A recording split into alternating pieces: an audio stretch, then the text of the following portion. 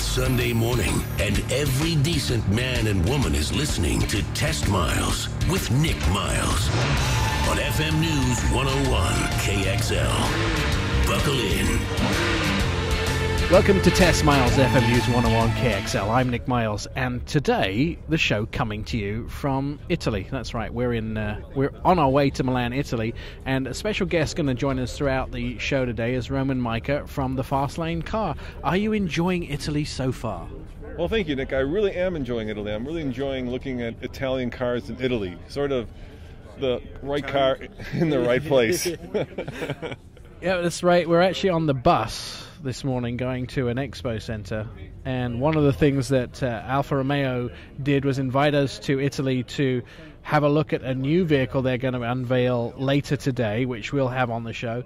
But as part of the day, to keep us busy, they're sending us to a food expo. So we're on a coach heading to the expo center in Milan.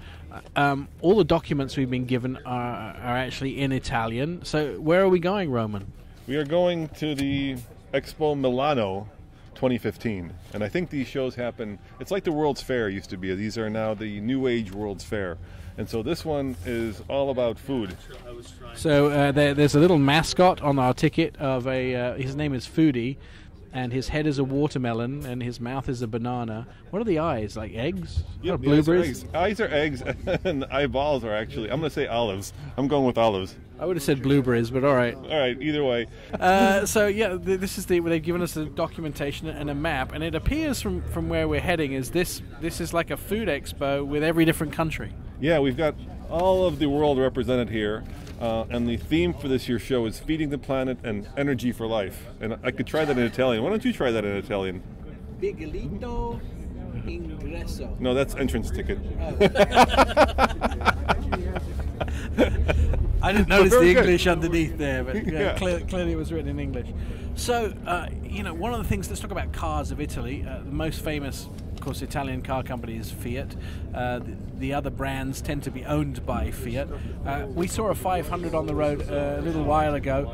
A very natural car for this part of the world. Yeah, the roads are really small. It just feels like it belongs here. When you see a Fiat 500 like on an American freeway or expressway, it seems like a tiny little car that's kind of like a fish out of water, but here it just naturally fits. It's really cool to see that you think of Italian cars and you think of sexy Alfa Romeos and you think of Ferraris, right? These are the classic Italian cars that come to mind, Maserati, Lamborghini. And in fact, what you end up with are these little tiny, tiny cars from an American standpoint, like the 500, like the Skodas, and Little Renaults, little Citroens. Yeah, you realize that most Italians aren't driving Lamborghinis and driving around smoking red hot models, which is kind of my impression of Italy, especially Milan. Right.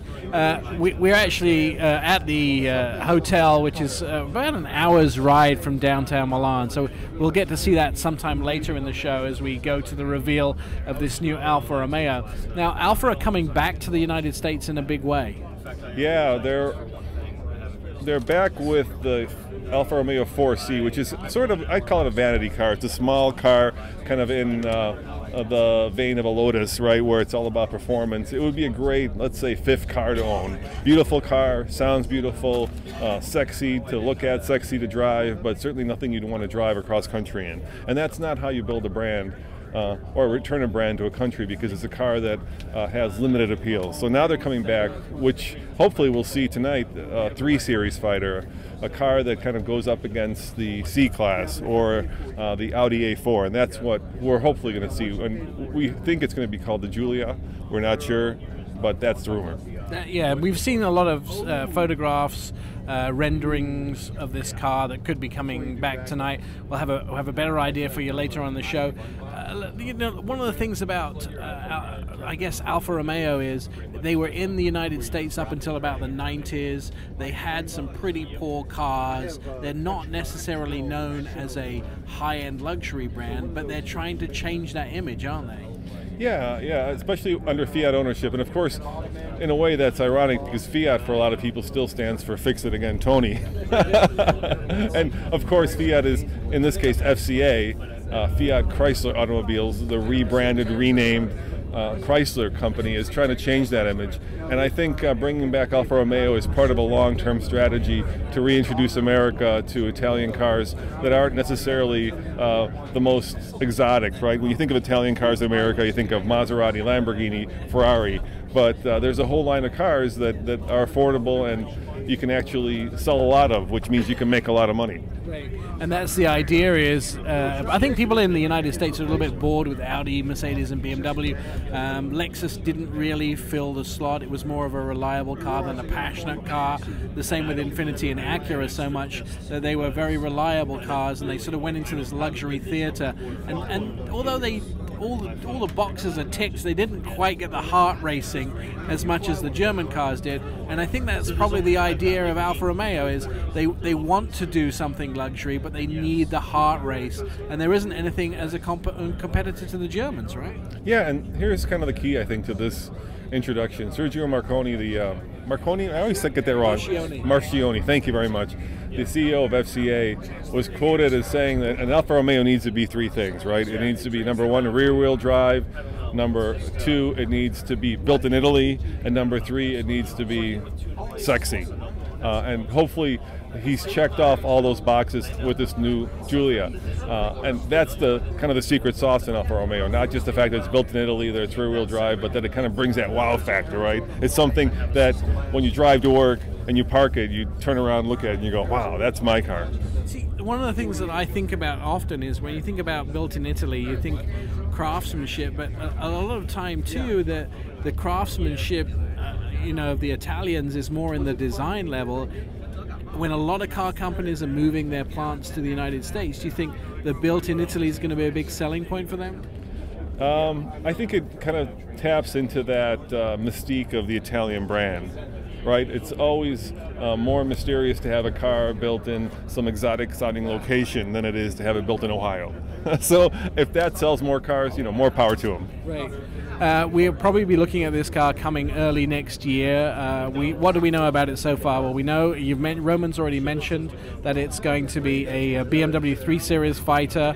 That's what they're bringing it to market. It'll be a 4-door luxury sedan. There'll probably be some high design of the vehicle, high-end interior styling, and price point. We probably think it'll start somewhere in the high 30s, mid to high 30s, and probably go clear up to around 60,000. Yeah, I think that's a fair assumption. The other rumors, and these are just rumors at this point, we'll have to obviously check them out when the car is actually unveiled, is that there will be two engine choices. There'll be a 4-cylinder turbocharged engine, and 4 cylinders is really what Alfa's known for. So throughout history, 4 cylinders have been kind of the calling card of any great Alfa Romeo. And so they're looking at a 4-cylinder that's probably going to be turbocharged and put out just under 300 horsepower. Rear-wheel drive, and there will be apparently an all-wheel drive variant, and there'll also be a 6-cylinder. And the rumor is that that'll be close to 500 horsepower. So we're going to have two models, and like you said, probably the 4-cylinders start in the high 30s, and then God knows where the big 6-cylinder will end up. And especially with the thirst of 4 cylinders now, this market could not be better primed for Alfa Romeo to come back, because everybody is going to 4-cylinder turbocharged. Even Volvo now only going to have 4 cylinders in their vehicles. So primed for the market. We'll find out later in the show, but let us get to the Expo Center. We're going to have a quick look around, and then we're going to see if we can perhaps enjoy some. We're going to try. One of our desperations in this part of the show is been trying to find something car related. We're on this Alfa Romeo trip. They're taking us to a food expo, and we're trying to go, well, maybe we can find drive-in food, or see if we can find something car related. So that's going to be our quest. See how we can turn this food expo into a car related segment. Of course, you're listening to Test Miles and FM News 101 KXL. Coming up, we will have the reveal of that brand new Alfa Romeo to the world, which will be coming to the United States, and hopefully we'll be bringing the Italians back to the everyday middle class driver of the US. I'm Nick Miles.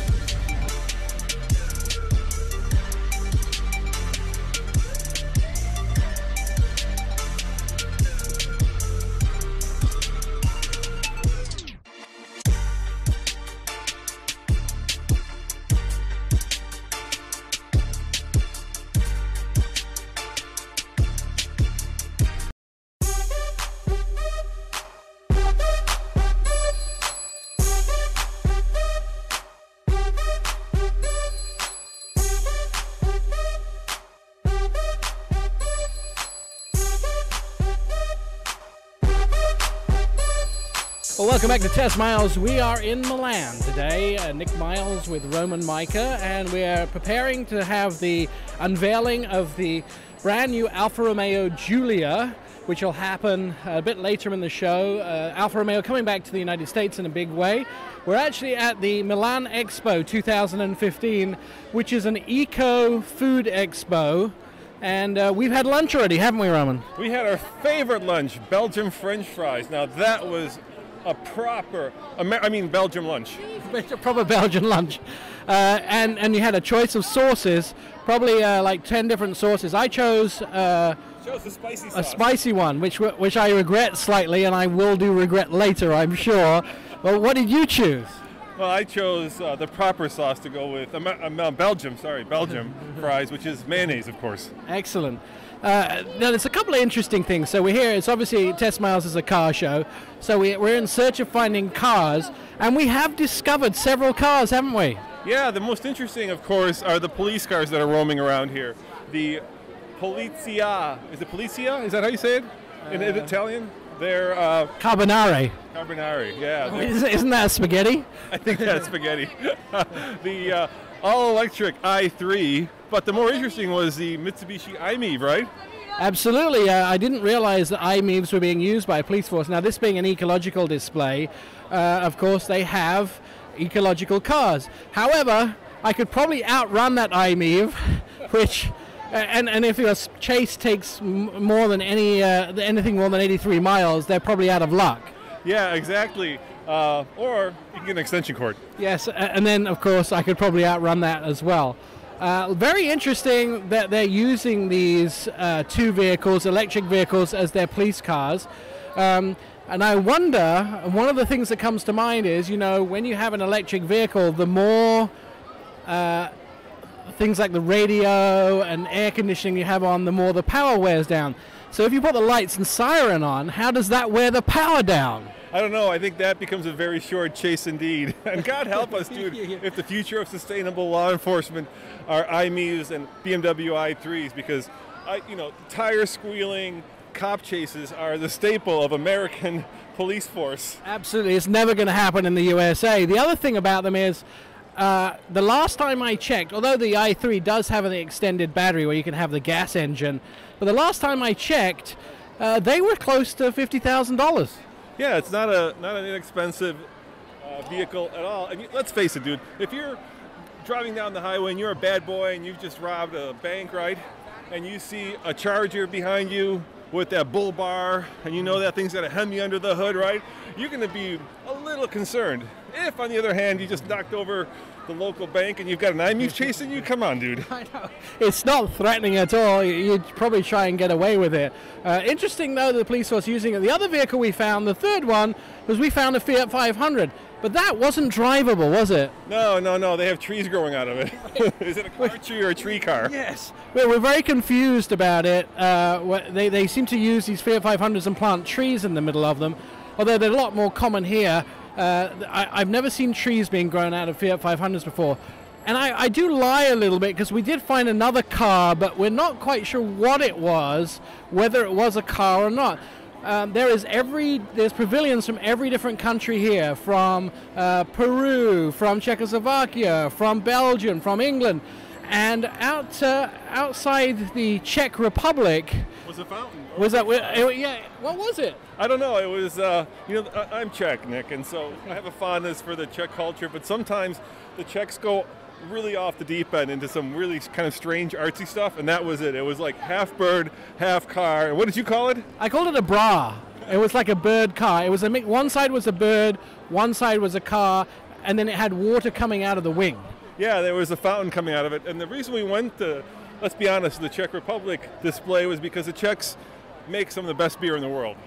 And we were trying to figure out how this car bra thing was inspired by beer, and I think you figured it out. Yeah, we think that the person who had designed this particular display had clearly consumed large amounts of beer before designing it.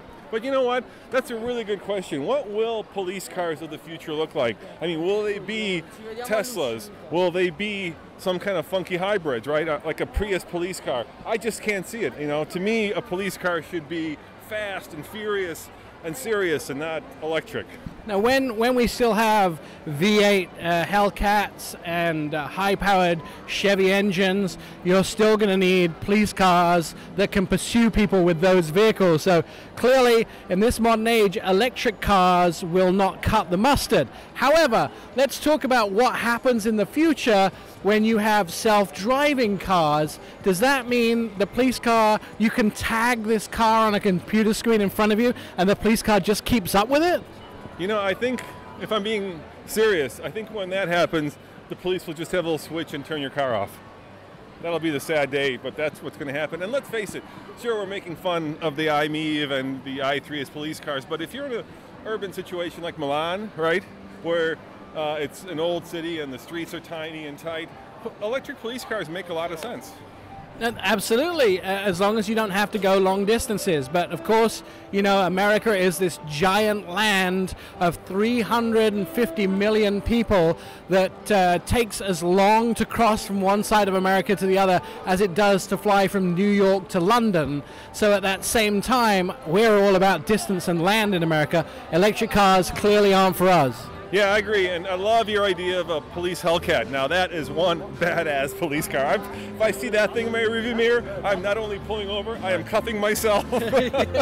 I wonder if we could go to Fiat Chrysler and say, give us a Dodge Hellcat and we'll make it into a police car. Do you think they do that? You know, I'm sure somebody in the Arab Emirates has already done that. Because those guys love their Lamborghini police cars, their Bentley police cars, and it makes perfect sense to have a Hellcat police car. Absolutely, and of course you would have no problem whatsoever in pursuing down your enemies and capturing them as well. So here we are in Milan. We're at the Expo Center 2015 Eco Expo Center. Lots of Italians running around trying food from every different country. The police, the locals of Milan coming out to enjoy it. Oh look, we found another vehicle. There's another use for a Sprinter van. We just come across a Guardia di Finanza, which is an Italian police truck, but it's a paddy wagon. They're using a Sprinter van as a paddy wagon here. And do you notice it has wire mesh over all the windows? I did, and you know what? If you look at the actual Carbonari, I think they're called, you know, they may not be the most scary or most authoritative police force, but they are some good-looking police officers here, I'll tell you. They absolutely are. Italians are probably the best-looking race in the world, and they're all svelte. I don't think they've ever visited a donut shop. When we return on Test Miles, we're getting closer to the unveiling of the brand new Alfa Romeo Giulia coming to the United States soon. I'm Nick Miles.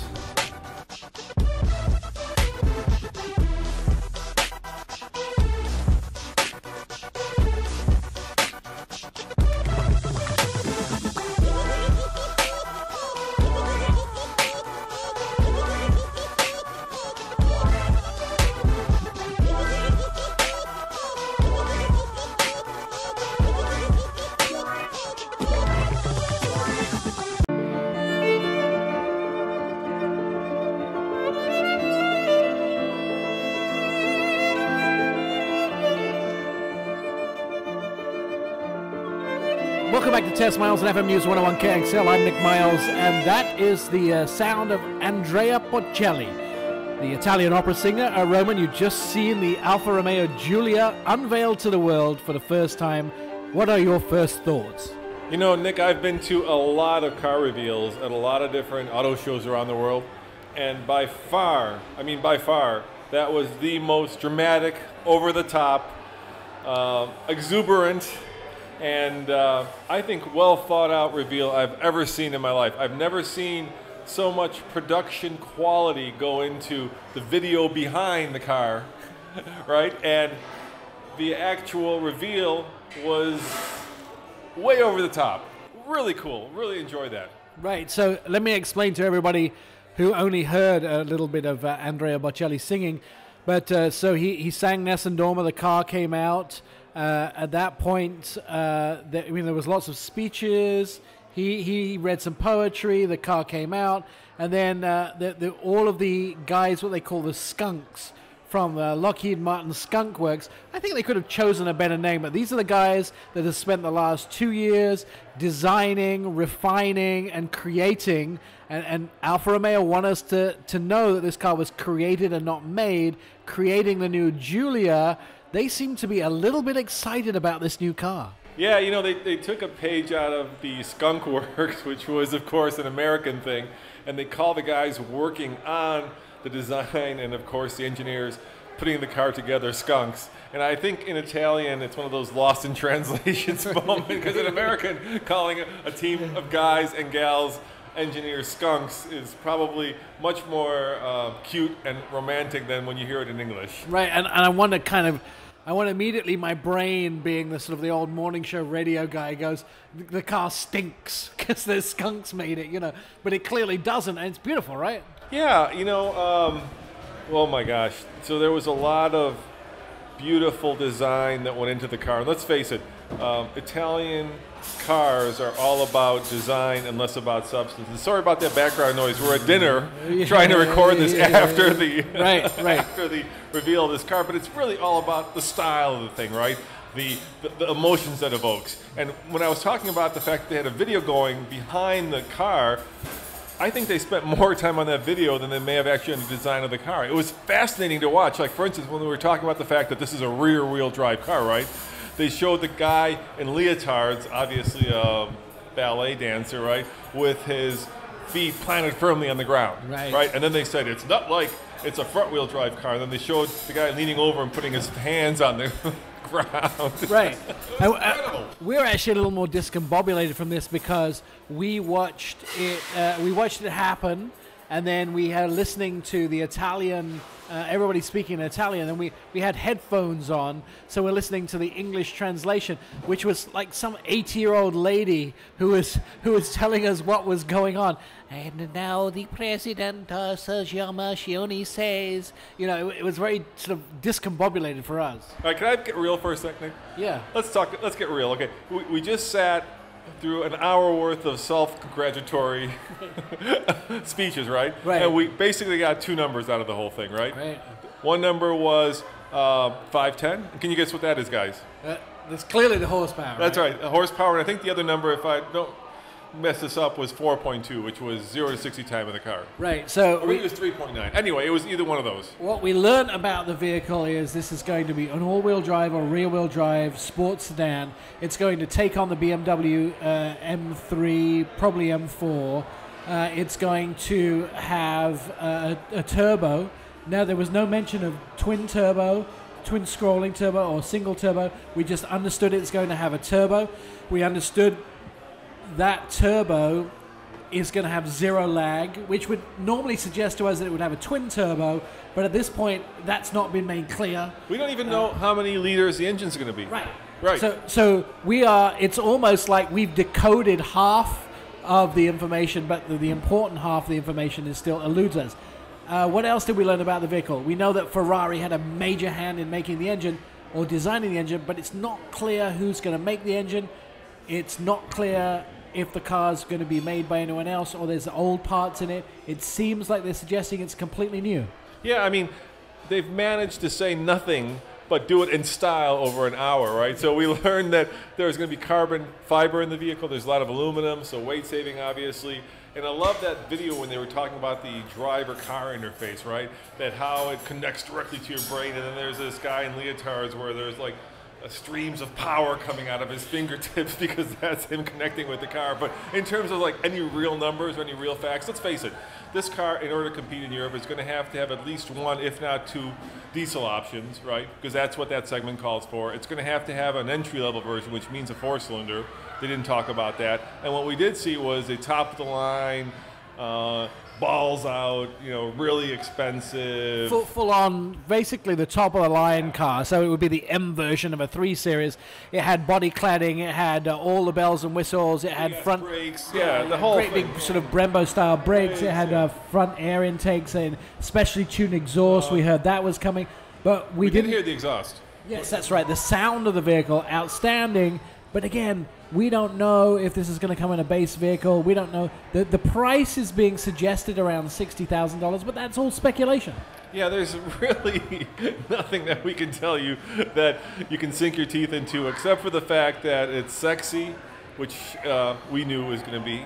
It's rear-wheel drive, but I've got a little bit of a tidbit I found that they didn't announce that I'm going to share with our audience, and that is I was walking around. So they had one car that they unveiled, and then they had two cars that they had kind of in the foyer of the building. And guess what one of those cars was, Nick? Tell me. It was a manual transmission. So clearly we'll have a manual transmission in the new Alfa Romeo Giulia. Yes, I can share that with you. You guys are one of the first to know, but there was a car that was on display with a manual transmission. It was locked. I couldn't see how many gears. I'm guessing it looked like 6, but it could be 8. Who knows? But there was definitely a manual transmission mule that was sitting there looking like it was ready for production. Now, we did ask the Alfa Romeo American guys some questions, and we said to them, when will this car be coming to the United States? And the answer was, the Italians have planned for first quarter, but being that the Italians have planned, we would suggest you maybe hold until second quarter 2016. Yeah, there's that saying that the Italians are the most organized in the last 5 minutes, and I think that certainly holds true with the engineers at Alfa Romeo. Right, I would share one of the most delightful portions of our trip is that we stayed at this hotel near the airport, and they had a giant, would almost look like something you'd have at a meeting, a white pad that they were writing information on for us, and they had times the buses would leave for the presentation, and there was 9 different times crossed out with times written on there. So it started at 2:30, then 2:40, then 2:45, then 2:50, then 3 o'clock, and so the Italians clearly updating themselves because they couldn't get organized. Yeah, it was the most disorganized, organized, and of course dramatic launch. But the car itself is, sexy. I mean, it competes with obviously the other luxury cars in the segment, the 3 Series, the A4, and I think, in my opinion, it's certainly much better looking than all those cars. Whether it drives as well as it looks, we don't know. The other bits of information we did learn is that this was the first of 8 cars to come over the next 3 years. One of those may be a Fiat. They haven't decided whether it's going to be an Alfa Romeo and a Fiat. So 7 or 8 cars which will arrive in the United States or the rest of the world in the next 3 years. We also learned that in the United States there are approximately 142 dealers that have been assigned, although we've asked for information about those dealers and they don't have a list. So obviously the CEO of FCA now, Fiat Chrysler Automobiles, is Sergio Marchionne, yeah. And I recall a quote by him when he bought, or when he basically put that company together. He said there were 3 brands that he considered world brands. And can you guess what those 3 brands are? Well, I think Jeep was one of them. Very good, Jeep's one. Okay, so you got 1. What's 2? Fiat. Ferrari. Yes, Ferrari. And the third one was Alfa Romeo. So I think, to the CEO's way of thinking, Alfa Romeo is an integral part. It's an important part of the entire new FCA corporation. So I think they're going to spend a lot of time, effort, and money making sure that they have a successful car launch. And let's face it, the 4C is a beautiful car, but you can't build a company on a 2-door Lotus-like car in America. You need a serious sedan to start selling serious amounts of cars. The impression is that Alfa Romeo are getting serious. We've seen that with the new Giulia.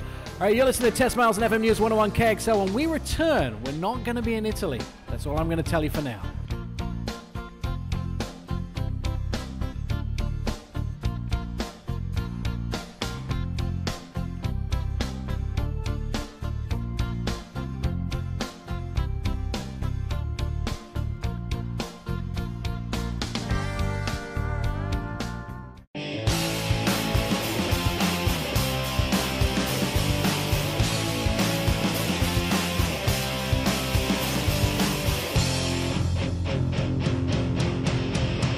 Welcome back to Test Miles, the final segment of our show today, and we have been in Italy for the first 3 segments in Milan, talking about the brand new Alfa Romeo Giulia, and now Roman is still with us, but we have used the power of airlines to come all the way back to the west coast of the United States. We're actually in San Francisco, and on the last part of the show we thought we would give you a little taste of 2 new entry-level vehicles that are coming to the United States at the beginning of September this year, and we've been privileged enough to be invited by Scion to drive their IM and their IA. And we are at present driving on a freeway in San Francisco testing out the new IM. Roman's in the driver's seat. I haven't driven yet. How is it so far? I can tell you it's no Alfa Romeo.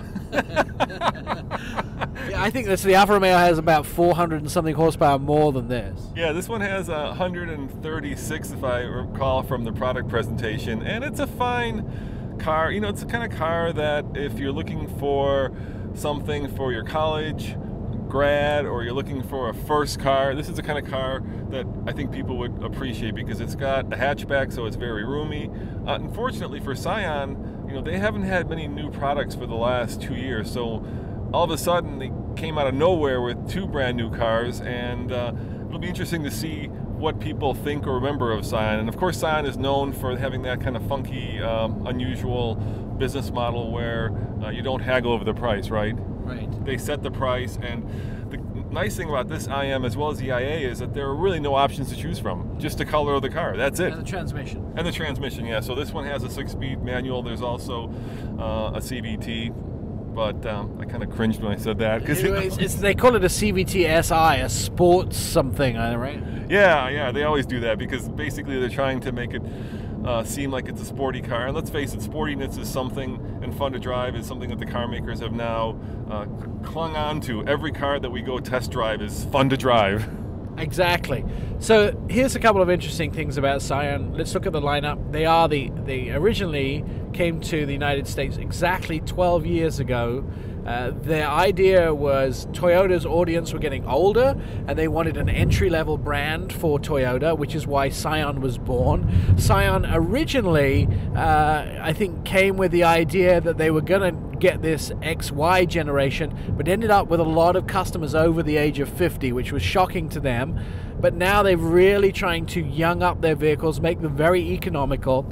So the IQ, which was their small little car, is going away. The XB is no longer going to be in production at the end of this year. And this new IM will be replacing, I guess it's not really replacing anything, it's built on the same platform as the TC.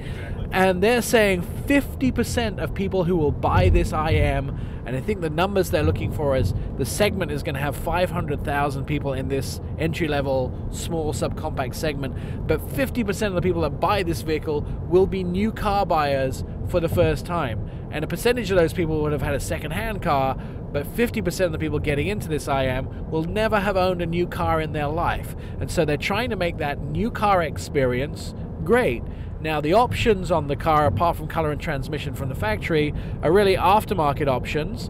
They have some very basic, standard options. The safety options were quite impressive on the vehicle. Yeah, a couple things. First of all, you know, it's impossible to bottle cool, right? Which is what Scion tried to do, because the second you identify something as being cool, it is no longer cool.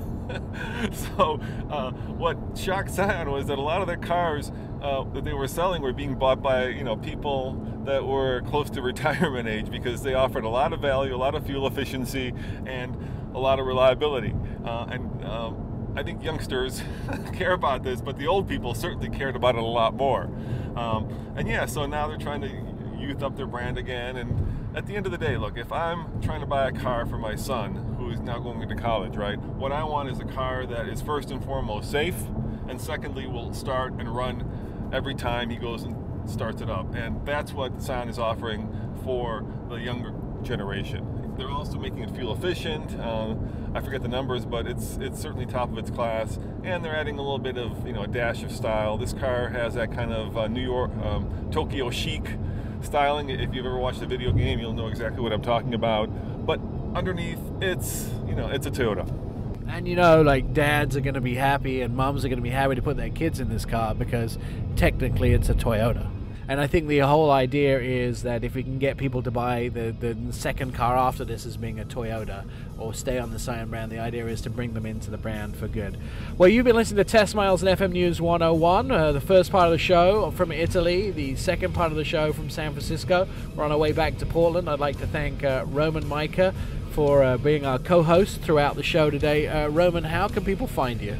Yeah, if you guys are interested in actually seeing what these cars look like, go to tflcar.com, thefastlanecar.com, and we'll have complete video reviews of these vehicles, and you can actually see what we're talking about, because it's hard to describe sitting behind the steering wheel in San Francisco traffic.